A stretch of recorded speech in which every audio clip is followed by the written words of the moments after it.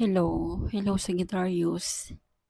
Kamusta po? Kamusta ang iyong mga energy, Sagittarius? Um, Humihingi po ako ng pasensya kung ngayon lang po ako nakapag-upload sa mga nag-aantay po. Pasensya na po. Kasi busy po talaga. Ang dami pong gawain. So, pasensya na po. So, titignan natin kung anong energy ng mga Sagittarius. General reading ito na pwede mag-resonate, pwedeng hindi. Kunin lamang kung ano akma para sa inyo. At ang ibang hindi ay ipaubaya po natin sa iba. So, month po to ng November, energy update po ng mga Sagittarius. So, thank you so much sa patuloy na pagsuporta. Maraming salamat po at sa mga nag-like, nag-comment. Thank you so much po. Maraming salamat po. So, tingnan na natin kung anong energy ng mga Sagittarius.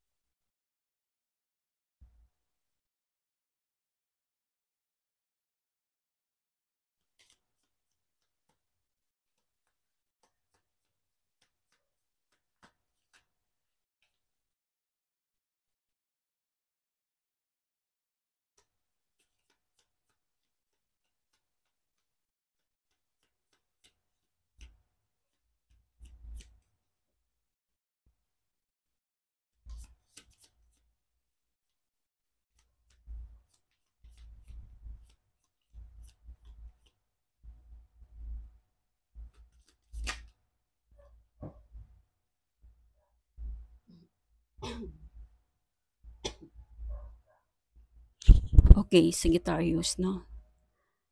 Attraction. So means, siguro may na-attract kayo sa isang bagay, no? Halimbawa na lang ng mga pangarap ninyo, no? Talagang gusto nyong makamtan, no? At na-attract din kayo din siguro sa mga nature, no? Yung nararamdaman nyo, talagang napaka romantic, no? Talagang love na love nyo rin po yung nature. Na-attract ka sa mga ano niya, yung mga view. Siguro dito naalis yung mga stress nyo pag nakakakita kayo ng mga ganyang bagay ng mga nature. Nagkakaroon kayo ng interest dyan. At siguro meron din kayong pinapangarap, no, na gustong puntahan na nature. Meron kayong nagugustuhan or napupusuan. And nagkakaroon ka talaga dito ng strength, no? Strength, talagang matapang ka, may kakayahan kang mag-exert ng effort kung ano man tong na-attrakan mo. Talagang nilalakasan mo yung loob mo, no? Nilalakasan mo yung mental mo. Talagang nagkakaroon ka ng talagang self-confidence or self-discipline para makuha mo tong mga desire mo na gusto mong na napupusuan mo, no? Kaya meron ka ditong minamanifest din na talagang wealth at mga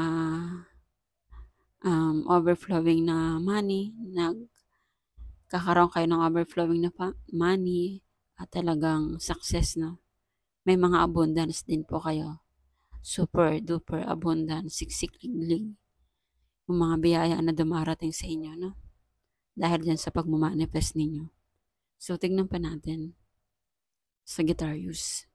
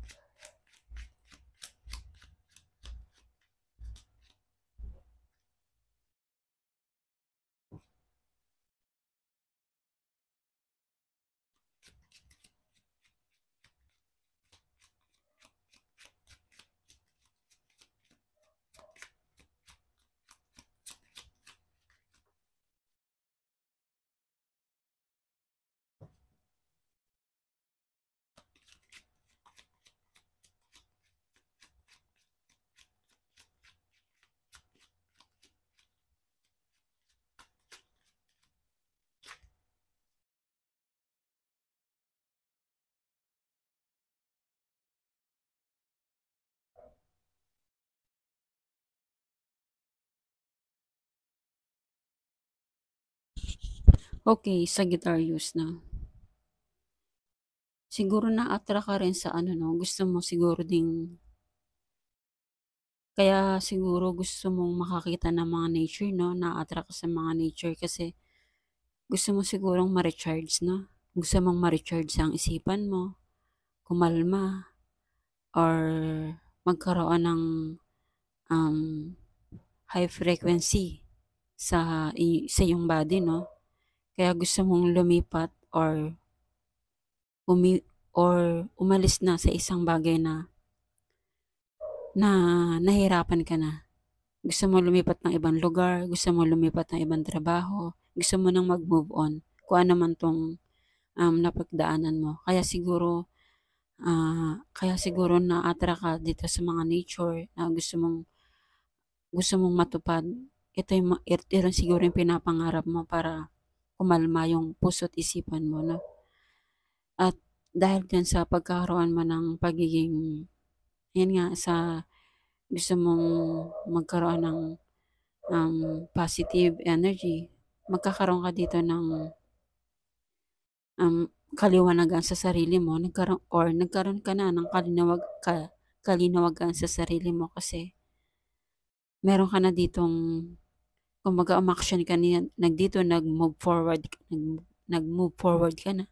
Kaya may bagong pag-asa na darating sa buhay mo na makukuha mo, na makakamtan mo, na na itong mga na, itong mga pinagdaanan mo ng mga past previous, ah ano na to, mapapalitan na to ng kasiyahan dahil may bagong pag-asa, may bagong liwanag na darating sa iyo. At magkakaroon ka na talaga dito ng kalinawagan sa iyong isipan para hindi ka na magkaroon ng hindi magagandang naiisip or nag-overthinking ka. Or naman kung meron kang problema na dumaan sa buhay mo, matatanggal na to, no? Kasi may bago na, nag-move on ka na dito eh. Excuse me, nag-move on ka na, nag-forward ka na, pinaubaya mo na lang kay Lord. And then, kaya gusto mong gamutin ang sarili mo para sa magkaroon ng malawak or magkaroon ng positive mindset, no? Para hindi ka na maguluhan, no? kung ano man 'tong nagpabigat sa iyong sarili. Pero ma-o-overcome mo 'to, matatanggal mo 'yan kasi nga, gagawa ka dito ng aksyon or gagamutin mo yung sarili mo para sa pangarap mo. Kasi marami kang goals, may mga gusto kang makamtan 'no. Kaya nagkakaroon ka dito talaga ng ano 'no, lakas. Talagang nilalakasan mo yung loob mo, tinatapangan mo at talagang nagbibigay ka ng effort dito para hindi pumasok sa isipan mo 'no, itong mga nagpahirap sa'yo. Talagang mo yung confidence mo 'no, para mapagtagumpayan mo 'tong mga kung ano man 'tong naging nakaraan 'no, nakaraan mo.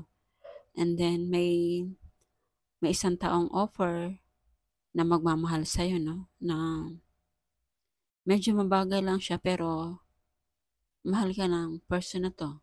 Mahal na mahal ka niya at handa siyang, ibigay yung pagmamahal na iniintay mo 'no. Kahit man ito mabagal, tuloy-tuloy 'to, tuloy-tuloy ang pagmamahal niya sa'yo dahil talagang talagang nabibighani siya sa'yo dahil talagang napakataas mo or napakatalino mo.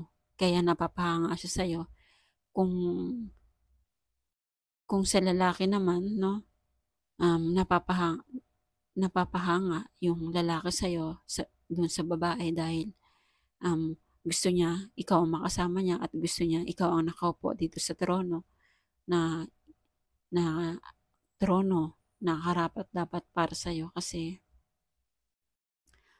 mahal na mahal ka nito ng person na 'to at hindi ka niya hahayaan na magkaroon ng magkaroon ng sama ng loob para sa kanya kasi, ibibigay niya yung mga pinapangarap mo kasi kakaiba ka kumbaga, napaka napakatalino mo, napakasipag mo, ang dami mong nalalaman. Hindi ka hindi ikaw ang tipong na na ikaw talaga yung tipong na ginagalang 'no. Kaya, handa siyang ibigay yung pagmamahal na karapat-dapat sa'yo talagang, um, nilalakasan niya or tinatapangan niya yung loob niya para lang maabot mo yung maabot mo yung standard mo para sa kanya, yung standard mo para sa kanya 'no. Excuse me. And then, dahil dito sa pagkakaroon mo ng, abundance 'no, may mga wealth na naman nama-manifest mo, tuloy-tuloy 'to. Tuloy-tuloy ang flow ng dating ng iyong pera kahit medyo mabagal, at least walang hinto 'to. Dire-diretso ang dating ng iyong pera kahit medyo mabagal 'no. Itong mga itong mga mina-manifest mo talaga magkakaroon 'to ng overflowing, magkakaroon 'to ng, grow. Dahil may mga mensahe na darating sa'yo kung paano mo 'to sisimulan 'no, kung paano mo pa 'to matatag mapagtatagumpayan itong mga abundance na darating sa'yo. Dahil marami kang naiisip or may mga mensahe na pinararating sa'yo na ganito ang gawin mo 'no, or merong mga taong tumutulong sa'yo kung paano mo 'to mapagtatagumpayan. So, tignan pa natin.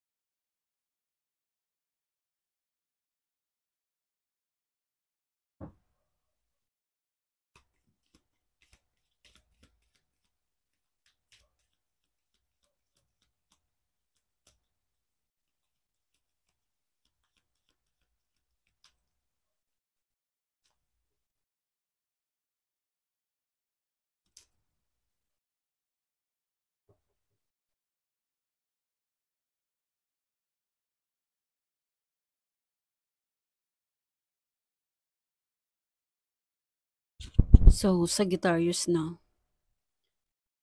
So, imagine, what will you see, feel, think, and hear if your wish come true? So, yun na nga, dahil nga dyan sa pagkakaroon mo ng move forward, nag-move on ka na, kung ano man tong medyo bumigat ang iyong pakiramdam, no? Nilinis mo na kasi may mga pangarap ka talagang ina-attract mo yung talagang positive, no? Mag-imagine, imagine mo kung ano yung nakikita mo, kung ano yung nararamdaman mo, kung ano yung naririnig mo. Your wish come true. So, magkakatotoo yan, no? Yung mga ini-imagine mo, basta positive lang. Wag kailangan positive ang yung mga ina-attract at ini-imagine, no? Mangyayari yan basta damhin nyo ng buong puso at talagang yakapin nyo or hilingin nyo, no, na kay Lord na talagang mapagtagumpayan nyo yung mga desire nyo, yung mga pinapangarap ninyo, yung mga gusto nyong ma-achieve, yung mga pinapangarap na gusto nyong makuha na mga bagay-bagay na ninanais nyo, no? Talaga at sabayan nyo rin po ng kilos, no? Talagang sipagan nyo para mas lalo nyo itong ma-achieve, no? And drink more water, no?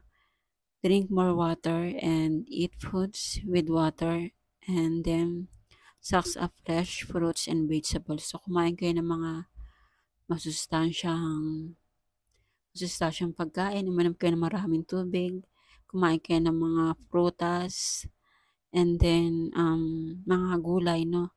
Para mas lalo pa kayong lumakas, mas lalo nyo pang ma-overcome o yung mga talagang lakas ng kakayahan nyo na yung mga iniisip, no?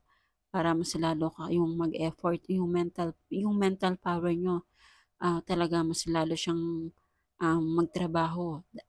Uminom kayo ng maraming tubig, kumain ng masustansyang pagkain at mga gulay, no? Mga prutas, para mas lalo nyo pa magkaroon kayo ng self-confidence, tiwala sa sarili, talaga mental power at effort, no? And then relax, everything it's okay, no?